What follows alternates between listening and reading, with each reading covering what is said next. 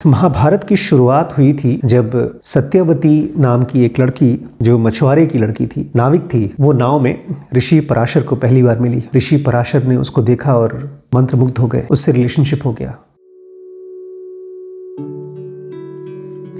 नमस्कार दोस्तों, स्वागत है आपका डीप नॉलेज में। आज एक मैम ने पूछा है कि मरने के बाद हम अपने प्रियजन के साथ कांटेक्ट कर सकते हैं? कोई भी ऐसा तरीका है? अगर तपस्या, ध्यान, प्राणायाम, योग कुछ भी करना हो वो करने को तैयार हैं। बस उनको ये पक्का हो जाए कि वो अपने पति से, जो अब इस दुनिया में नहीं है, उनसे कांटेक्ट कर सकती हैं, बात कर सकती हैं। और इस तरह के बहुत से लोगों ने और लोगों से मिलने के बारे में भी बात कहा है।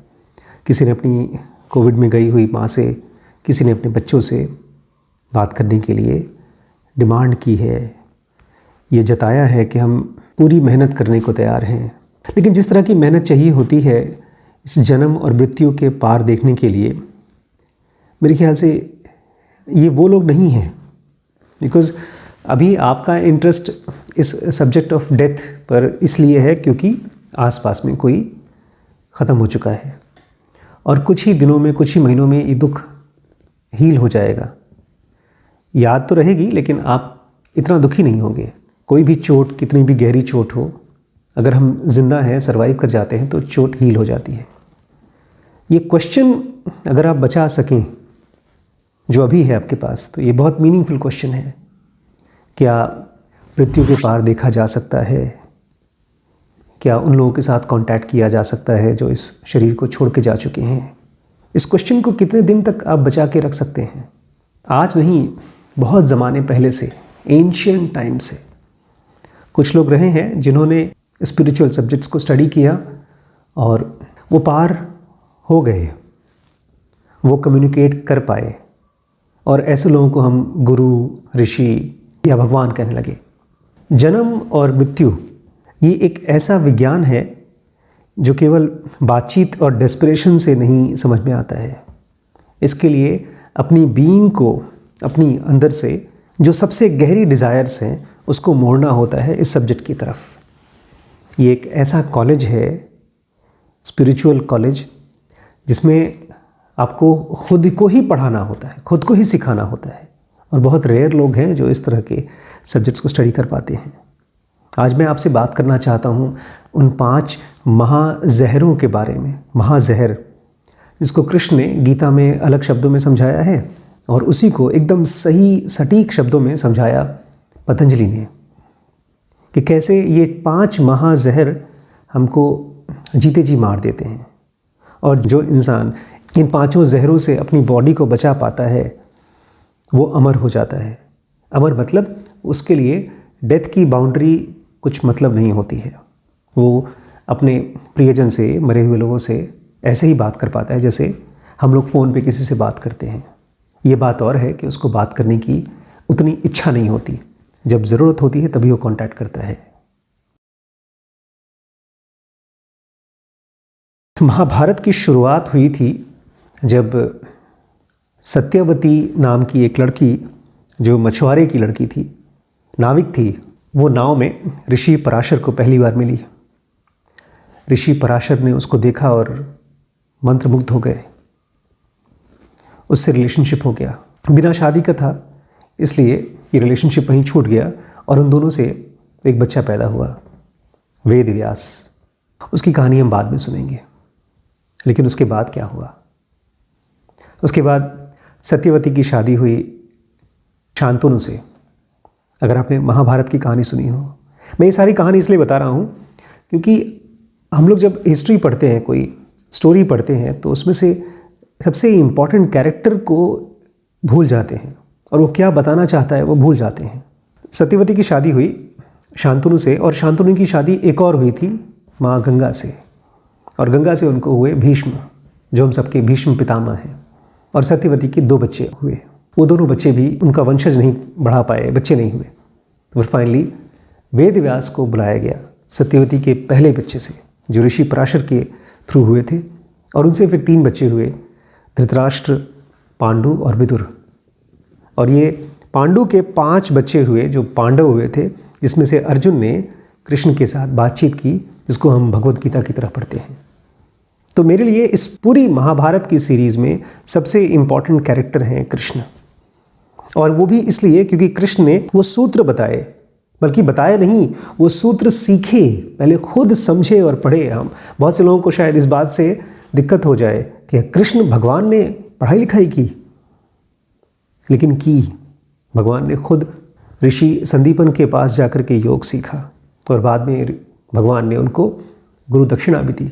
अगर कृष्ण ने सीखा है तो हम भी सीख सकते हैं। क्या सीखा कृष्ण ने योग में? आज मैं पूरी की पूरी योग सूत्र तो यहाँ कवर नहीं कर सकता हूँ, लेकिन मैं होपफुली तो आगे आने वाले वीडियोस में उनको मैं कवर करूँगा। लेकिन 5 महाजहर जो कि आपको योग के खिलाफ, स्पिरिचुअलिटी के खिलाफ ले जाते हैं, सारे इंसानों को, सभी लोगों को।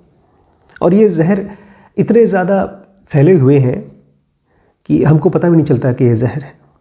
लेकिन पतंजलि योग सूत्र में पहली बार पतंजलि ने यही जिक्र किया था कि ये ऐसे विचार हैं जो मौत और जीवन के परे है, अपनी ही आत्मा से दूर ले जाता है। ये ऐसा समझ लीजिए जैसे कि हम जब इस दुनिया में आते हैं तो एक कीचड़ में गिर जाते हैं। कीचड़ मतलब हमारी बॉडी। और जब इसमें से निकलने का मौका आता है तो कीचड़ इतनी आसानी से साफ नहीं होता है, बल्कि कहना तो ये चाहिए कि हमको लगता भी नहीं कि वो कीचड़ है। तो ये 5 कीचड़ या 5 महाजहर क्या हैं, मैं चाहता हूं आप इसको आज मेरे साथ समझें। सबसे पहला है हार्मफुलनेस, नुकसान पहुंचाने की वृत्ति। कभी किसी को नुकसान पहुंचाने का मन किया है, बचपन में या बुढ़ापे में, सही वजह से या गलत वजह से, किसी भी वजह से अगर हमारे मन में किसी को नुकसान पहुंचाने का मन हुआ है तो वो हमको गुलाम बनाएगा। बदले की प्रवृत्ति, किसी का नुकसान हो और हमको खुशी मिले, या किसी का नुकसान हो करके हमारा फ़ायदा हो, ये होता है हार्मफुलनेस। जस्टिफाइड नहीं होता, चाहे कितना भी सही हो, जस्टिफाइड नहीं है। अगर आप इस स्पिरिचुअल कॉलेज में पढ़ाई कर रहे हैं जिसमें कृष्ण और पतंजलि जैसे लोगों ने पढ़ाई किया है, तो आपको इस टेंडेंसी से फ्री होना पड़ेगा। शायद इसीलिए माफ़ करने का आइडिया लोगों के मन में आया होगा पहली बार, क्योंकि जब तक हमारे मन में किसी और का नुकसान, किसी का बुरा हो जाए, ये थॉट जब तक रहता है तब तक हमारे थॉट्स कैप्टिव होते हैं, गुलाम होते हैं। वो बेचारे कुछ और सोच नहीं पाते। मन के लिए किसी और का नुकसान हो, ये एटीट्यूड, हार्मफुलनेस एटीट्यूड एक फोड़े की तरह होता है। तो आज अगर किसी के बारे में आपके मन में कोई दुश्मनी है कि उनका बुरा हो जाए, तो मैं चाहता हूँ आज आप यहीं पर उससे खाली हो जाएं, या कम से कम शुरुआत करें। अभी एक जो नोटबुक आपने बनाई है उसमें लिखिए नाम, वो कौन सा इंसान है जिसको आप दुश्मन मानते हैं, सबसे बुरा, उसका नाम लिखिए और उसको माफ़ करिए। ये समझिए कि वो इंसान नहीं है, वो लाइफ आई है उसके रूप में आपको कुछ गहरी बातें सिखाने के लिए। और इस चीज़ को हर हफ्ते, हर 10-15 दिन में, महीने भर में करिए, बिकॉज तब आप देख पाएंगे किस तरह से हमारा माइंड बहुत गहरे से एनिमलिस्टिक इंस्टिंक्ट पे काम करता है। मैंने कहा ना, ये जड़ बहुत गहरी है। हम इस दुनिया में आए हैं और बॉडी पकड़ ली है, और ये बॉडी को समझ में नहीं आ रहा है कि फ्रीडम कहाँ से मिलेगी। तो सबसे पहला है हार्मफुलनेस, इस कांटे को या इस जहर को निकालना होगा। दूसरा है फॉल्सहुड या झूठ। अब ये बड़ी इंटरेस्टिंग चीज़ है। हमारे आसपास 24 घंटे सच ही है और कुछ नहीं है, फिर भी हम झूठ बोलते हैं, झूठ सोचते हैं और झूठ ही जीते हैं। क्या वजह हो सकती है? आपको क्या लगता है दोस्तों? हम सब इतने झूठे क्यों हैं? हम सब इतने कंफ्यूज्ड क्यों हैं? हम सब इतने धोखेबाज क्यों हैं? कोई आइडिया? क्योंकि प्राइमरीली ये बॉडी झूठी है। झूठा मतलब जिस चीज़ का शुरुआत हो और जिसका अंत हो जाए। और इसी बॉडी का एक पार्ट है हमारा मन। एक थॉट आता है, फिर वो ख़त्म हो जाता है, फिर नया थॉट आता है। और रियलिटी एक ऐसी चीज़ है, जब वो हमारे आँख के सामने आती है तो मन शांत हो जाता है, बॉडी एकदम स्थिर हो जाती है। और जब यही चीज़ लंबे समय तक होती है तो हम उसको समाधि कहते हैं। जब हम एकदम साइलेंट हो जाते हैं, बॉडी हिल नहीं पाती, जब हमारी आत्मन इस बॉडी को पकड़ती है और एक्सप्रेस करती है, तो उसी को तो समाधि कहते हैं। लेकिन जब तक इस झूठ को अपनी लाइफ, अच्छा जब मैं कहता हूँ झूठ को अपनी लाइफ से हटाना है, तो केवल झूठ बोलना या झूठ सुनने वाली बात नहीं है, यहाँ झूठ सोचने वाली बात भी है कि हमारा थॉट्स में भी झूठ नहीं होना चाहिए। कैसे काम करेंगे झूठ के ऊपर? सबसे पहले तो जैसे कृष्णा जी कहा करते हैं, गॉसिप के ऊपर अपना टाइम खर्च करना ख़त्म करिए, बंद करिए। गॉसिप के ऊपर, गप्पों के ऊपर। इनफैक्ट अगर हम झूठ के ऊपर काम करेंगे तो देखेंगे 90% हमारी बातचीत ही ख़त्म हो जाएगी। हमारे आसपास जो कुछ भी चल रहा है वो रियलिटी का थोड़ा सा एडिटेड वर्जन होता है। और कृष्णमूर्ति कहा करते थे कि जिस चीज़ के बारे में तुम्हें पता नहीं है उसको तुम कैसे किसी और को पूरे कन्विक्शन के साथ बोल सकते हो। और मैं कहता हूँ कैसे हम उसको सोच सकते हैं। जो चीज़ हमको पूरी तरह से एक्सपीरियंस के तौर पे पता है वही चीज़ सच हो सकती है, बल्कि वो भी सच नहीं होती, बिकॉज वो भी हमारे बॉडी के, हमारे सेंसेस के परसेप्शन से निकल के आती है। तो देखा जाए तो सबसे अल्टीमेट सच क्या है? साइलेंस, और साइलेंस में से निकलने वाली इनसाइट्स। और ये जो बाकी झूठ को लेकर के एक बिलीफ है, समाज में एक बात फैली है कि आदमी को झूठ नहीं बोलना चाहिए, वो तो डर के मारे झूठ बोलते हैं। मुझे याद है बचपन में मैं बहुत झूठ बोलता था क्योंकि मार पड़ती थी। बट सच पूछिए तो झूठ को हम इसलिए एक्सेप्ट करते हैं क्योंकि हम रियलिटी की तरफ हमारा रुझान नहीं हुआ। जब मैंने पहली बार इस बात को पढ़ा कि राम बचपन में भगवान नहीं थे, बुद्ध एक कॉमन मैन थे, और पतंजलि और कृष्ण हम जैसे, आप जैसे लोग थे जिन्होंने अपने आप को एनलाइटन किया, तो मेरे लिए तो एक पूरी नई दुनिया खुल गई। उसके पहले मैं भी एक बच्चा था जिसको लगता था भगवान आसमान में है या एक सुप्रीम पावर है जिससे भीख मांगने से कुछ भी हो सकता है। लेकिन इन लोगों ने पहली बार मेरे झूठ ऐसा भी होता है जो आप कहीं और से लेते हैं अनकॉन्शियसली, और वो आपके मन में जम जाता है, फिर आपकी बॉडी के, आपके एफर्ट को आगे नहीं बढ़ने देता, आप फंस जाते हैं। तो झूठ को ख़त्म करने के लिए सच को कॉन्शियसली खोजना होगा।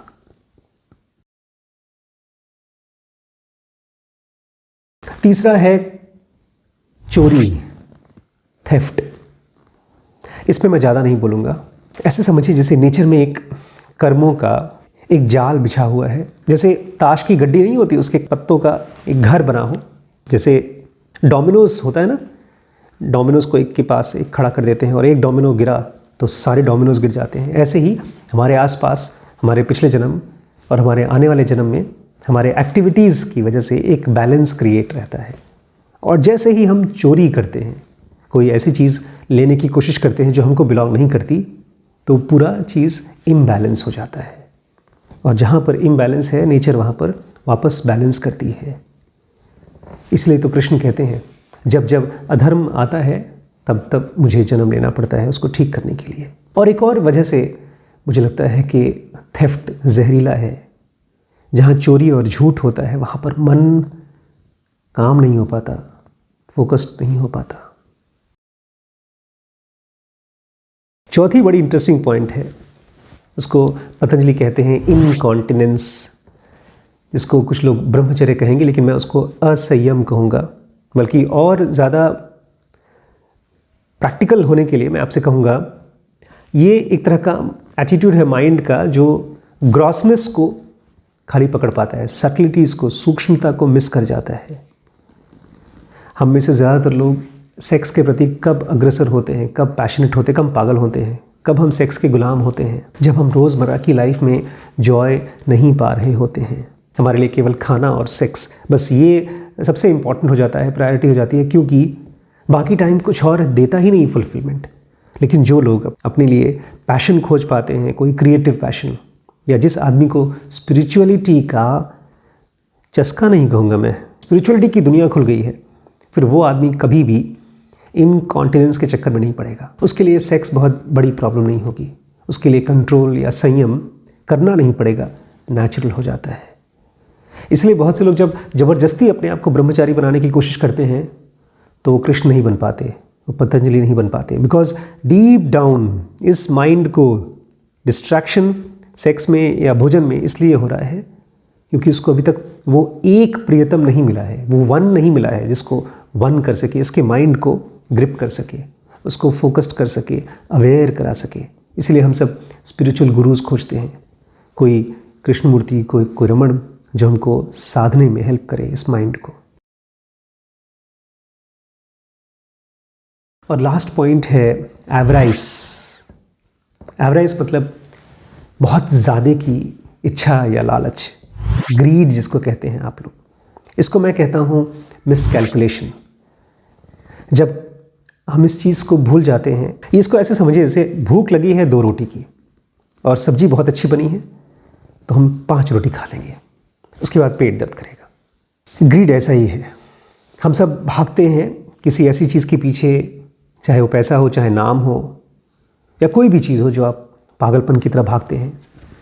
जब वो मिल जाता है तब भी पूरी तरह से सुकून नहीं मिलता, मरते समय भी और मरने से पहले पूरी ज़िंदगी भर सुकून नहीं मिलता, क्योंकि हम दौड़ रहे हैं किसी चीज़ के पीछे। और ये सारी चीज़ें हमको मिस कराती है उस रियलिटी से जिसको कृष्ण अर्जुन को बता रहे हैं। अर्जुन, मारो इन लोगों को, ये लोग आत्मन नहीं हैं, इनकी आत्मा डिस्ट्रॉय नहीं होती है, आत्मा तो मैं हूँ। तो जो प्रियजन आपके ख़त्म हो चुके हैं उनके साथ कांटेक्ट बिल्कुल किया जा सकता है, बशर्ते आप इन 5 जहरों को इस जन्म में ख़त्म करने के लिए ठान लें। कुछ महीने, कुछ साल लग सकते हैं, और ख़त्म करने का तरीका भी है। पतंजलि योग सूत्र केवल जहर नहीं बताता, जहर को ख़त्म करने का तरीका भी बताता है। वो मैं आगे की वीडियोज़ में कवर करूँगा, लेकिन फ़िलहाल आप देखना शुरू करिए अपनी लाइफ में। क्या किसी को नुकसान करने का मन करता है? हार्मफुलनेस है? क्या झूठ है आपकी लाइफ में? क्या चोरी करने का मन करता है? क्या असंयमित इनकॉन्टिनेंस का मन करता है? और क्या लालच है? अगर ये 5 कहीं पर भी दिखाई देती हैं तो अपने आप को वहाँ से ऐसे वापस लेकर आइए जैसे आप कहीं कचरे से, किसी बदबू से अपने आप को दूर ले जाते हैं। बदबूदार खाना कौन खाता है? सड़ा हुआ खाना खाते हैं। तो जिस एक्टिविटी से, जब भी आपको इस तरह की कोई एक्टिविटी लगे जो आपके मन में हार्मफुलनेस, फॉल्सहुड, थेफ्ट, इनकॉन्टिनेंस या एवराइज पैदा करे, तुरंत अपने आप को साध लीजिए, यहाँ ले आइए। धीरे धीरे आपका कॉन्शियसनेस पूरी तरह से डिवाइन फ्रैगमेंट में बस जाएगा। इसके अलावा और कोई तरीका नहीं है, कोई शॉर्टकट नहीं है अपने प्रियजन से कांटेक्ट करने का। डायरेक्ट एनलाइटेंड होकर के ही आप अपने सारे पास्ट लाइफ के कनेक्शंस के साथ कनेक्ट कर सकते हैं। यही तो काम भी है। पतंजलि योग सूत्र कहते हैं, बुद्ध कहते हैं, यही काम है आपका। ये जो मिस्टिकल पावर्स आपको दी जाती हैं वो इसीलिए दी जाती हैं ताकि आप जाकर के रिडीम कर सकें।